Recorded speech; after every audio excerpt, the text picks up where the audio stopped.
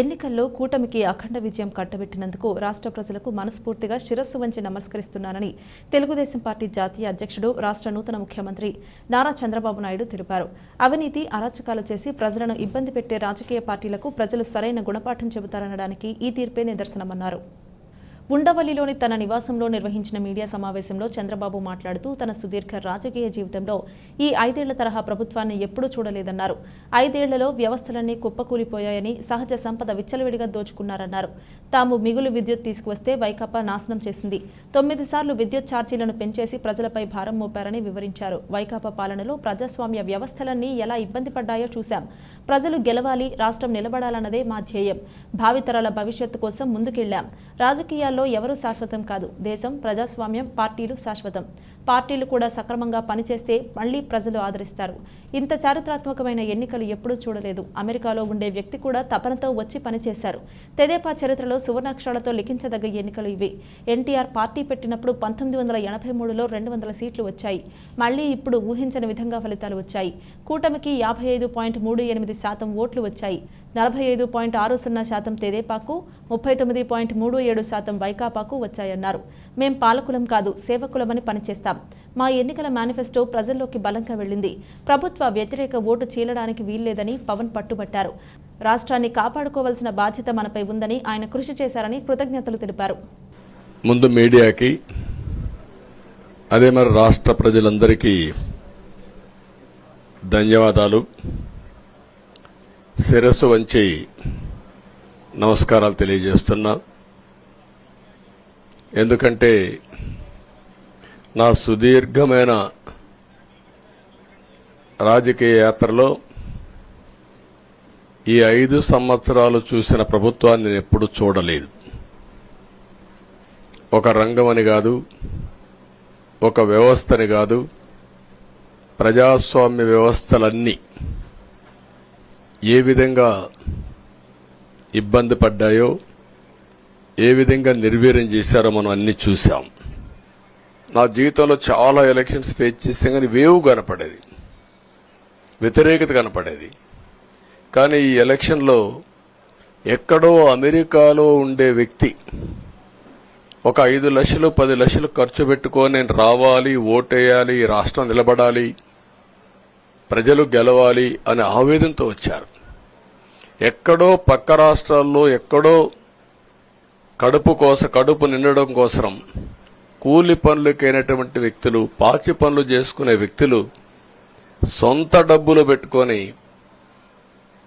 నేరుగా ఇక్కడ రైల్వే స్టేషన్లో చూస్తే, బస్టాండ్లో చూస్తే భోజనం కూడా ప్యాక్ చేసుకొని తీసుకొచ్చి ఇక్కడ భోంచేసి ఓటేసే పరిస్థితికి వచ్చారు. ఈ కమిట్మెంట్ని ఏ విధంగా వర్ణించాలో నాకైతే అర్థం కాదు. ఏ విధంగా వాళ్ళని అభినందించాలో కూడా అర్థం కాని పరిస్థితి.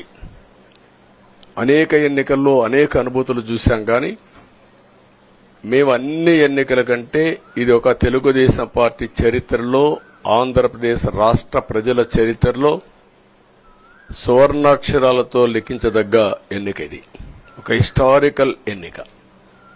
ఆగస్టు క్రైసిస్ తర్వాత ఎన్టీ రామారావు గారు పార్టీ పెట్టిన తర్వాత 83లో మేము గెలిచాం. అప్పుడు 200 సీట్లు వచ్చాయి. కొత్తగా పార్టీ పెడతానే ఎన్నికలకు వెళ్లి 9 నెలలు అధికారంలోకి వస్తే 200 సీట్లు వచ్చాయి. 94లో మీరు ఒక్కసారి చూస్తే ప్రజా వ్యతిరేకం వల్ల 3 ముఖ్యమంత్రులు మారడం వల్ల ఆ రోజు మీరు ఎన్నికలు చూస్తే దగ్గర అపోజిషన్ పార్టీకి రిక్వైర్డ్ నెంబర్, అంటే అపోజిషన్ లీడర్గా వచ్చే స్టేటస్ రాకుండా వచ్చాయి. అవన్నిటిని వర్పించే విధంగా ఈసారి ఊహించని విధంగా వచ్చింది. ఒక హోప్ క్రియేట్ అయింది. ఇవన్నిటి ఫలితాలే నిన్న వచ్చాయి. అదే మాదిరిగా మేము ఇక్కడ మీరు చూస్తే ఒక పక్క తెలుగుదేశం పార్టీ మొట్టమొదటిసారిగా పవన్ కళ్యాణ్ గారు ప్రభుత్వ వ్యతిరేక ఓటు చేలడానికి వీలు లేదు, ఈ రాష్ట్రంలో మళ్ళా ప్రజాస్వామ్యాన్ని గాని ఈ రాష్ట్రాన్ని కాపాడుకోవాల్సిన బాధ్యత ఉందని చెప్పి ముందుకొచ్చి ఈ యొక్క కూటమికి బీజం వేశారు. వారిని మనస్ఫూర్తిగా అభినందిస్తున్నాం. ఆ తర్వాత బీజేపీ కూడా ఈ కూటమిలో భాగస్వాములయ్యి ముగ్గురం కూడా మీరు ఒక్కసారి ఆలోచిస్తే ఒకరు ఎక్కువ ఒకరు తక్కువ కాకుండా ముగ్గురం కలిసి పనిచేశాం. కేంద్ర నాయకత్వం నుంచి కింది వరకు అందరం కూడా ఒక ట్రూ స్పిరిట్తో పనిచేశాం. 175 అసెంబ్లీలు, 25 అసెంబ్లీలు, అన్ని పార్టీలకు సంబంధించిన సీట్లుగా ఎన్డీఏలో భాగస్వాములుగా ఒక బాధ్యతతో ముందుకు పోయాం. అందుకే ఈ అనూహ్యమైనటువంటి విజయాన్ని సాధించగలిగాం. ఇది ఒక 30 సంవత్సరాలకు ఎంత డ్యామేజ్ చేయాలనో అంత డ్యామేజ్ జరిగింది. వ్యవస్థలు విధ్వంసమయ్యాయి. మొత్తం ఎకానమీ కుప్పగూలిపోయింది. అప్పులైతే ఎంత చేశారో ఇంకా లోతు పోతే తప్ప మనకు తెలియదు. ఎక్కడెక్కడ చేశారో ఏమేం చేశారో తెలియదు.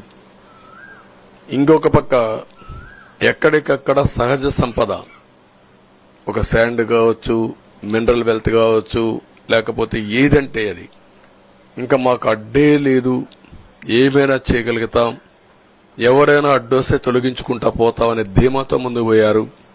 కొంతమంది భయపడి రాలేకపోయారు, ఎదిరించలేకపోయారు. నా కళ్ల ముందర ఒక రైతు చూస్తే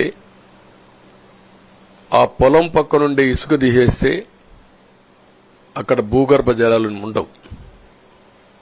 వ్యవసాయానికి నీళ్లు కూడా కొరత వస్తుంది. పక్క నుండే పొలాల్లో కూడా నీళ్లు ఉండవు. కానీ మాట్లాడే సాహసం చేయలేకపోయాడు.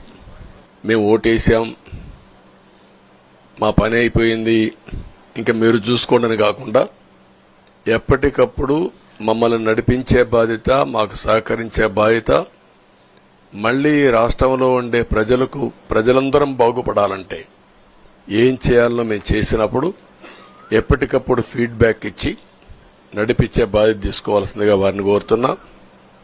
పవన్ కళ్యాణ్ గారిని మనస్ఫూర్తిగా అభినందిస్తున్నా. అదే మరి బీజేపీ అగ్రనాయకత్వాన్ని నరేంద్ర మోడీ గారిని, అమిత్ షా గారిని, ఇక్కడికి వచ్చిన అబ్జర్వర్స్ ని, ఇక్కడుండే పార్టీ అధ్యక్షురాలైనటువంటి పురంధేశ్వరి గారిని మనస్ఫూర్తిగా అభినందిస్తున్నా. వీళ్ళందరూ కూడా ఏదైతే ఒక స్ఫూర్తిని తీసుకున్నామో ఆ స్ఫూర్తితో టోటల్ గా ప్రతి ఒక్క కార్యకర్త సిన్సియర్ గా పనిచేయడానికి, ఏ అభ్యర్థి ఉన్నా తమ అభ్యర్థిగా పాటించి బ్రహ్మాండంగా పనిచేశారు. వాళ్ళందరినీ అభినందిస్తున్నా. ఈరోజు మా విజయం మూడు పార్టీల కార్యకర్తల సమిష్టి కృషి.